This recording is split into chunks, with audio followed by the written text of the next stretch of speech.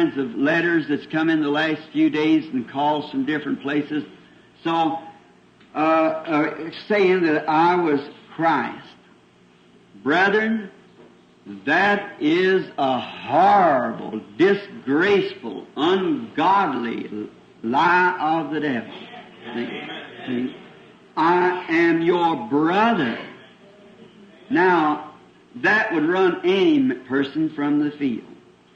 That would make anyone that loves Christ run from the very thing. I went to the Lord here not long ago when I first heard it about a year ago. And then I went to the Lord and He referred to me to the scripture that when John came forth preaching, that they hadn't had a prophet on the earth for so many years until it would, they was all amazed in their hearts thinking maybe John was the Messiah. So then John, they went and asked him and he said that he was not. You read that in Luke, the 3rd chapter, 15th verse. And so then, but that kind of quietened down, so I let it go like that. But then when it comes to this, then I know that something must be done. Now I say this, that the visions and the angel of the Lord that appeared at the river, if this is to be my last message or last thing to the church, to the world, those things are truth as far as the angel of the Lord. And I stood still. If people call me a prophet many times, because a prophet in the English Testament is just a preacher, a prophesier, foreteller of the word, and so forth. I'd stand for that because you could just kind of push that down. But when it comes to be calling anointed Christ or something, that was too much for me. So I just couldn't stand that. And so then,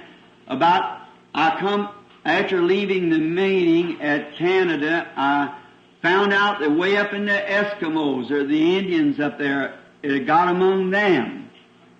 And so it just tore me all up, and the hunting trip that I had planned so long, I could not take it. I was afraid of a hunting accident, if you understand what I mean. I got so shaky, worse than I am standing here now. And I just couldn't stand it any longer to think that 31 years of ministry went down the devil's gutter pipe into the, when I'm gone, what will they say? There he is. That's exactly what it was. And all the influence that I had upon the people, then you see where it'd be? I'd be an antichrist. And I just couldn't stand it. I thought I'd rather die here in the woods like I fell on my gun or something. And I thought about my little Joseph and so forth that had to be raised, and I was no condition to hunt, so I just left the woods and come home. And I've been for about 8 or 10 days in such a fix I thought I was losing my mind. And I just asked everybody to stay away from me and let me alone because I'm in such a fix and nervous and upset and all tore to pieces.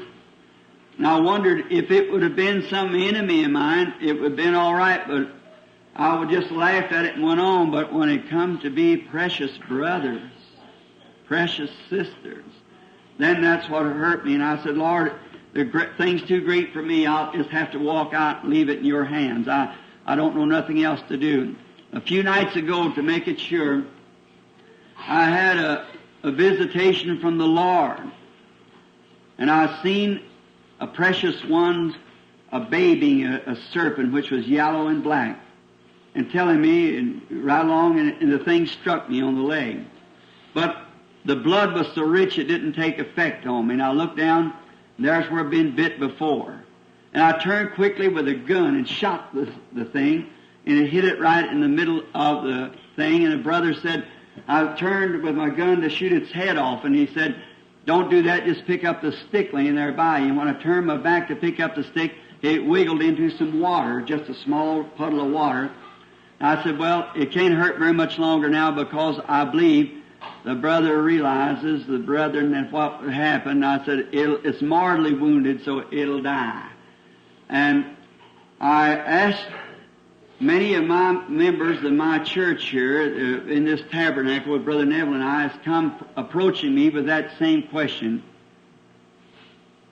Brothers, sisters, haven't I tried to be a true servant of Christ before you?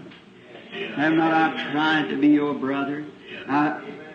Wherever it is, it's a spirit on precious people.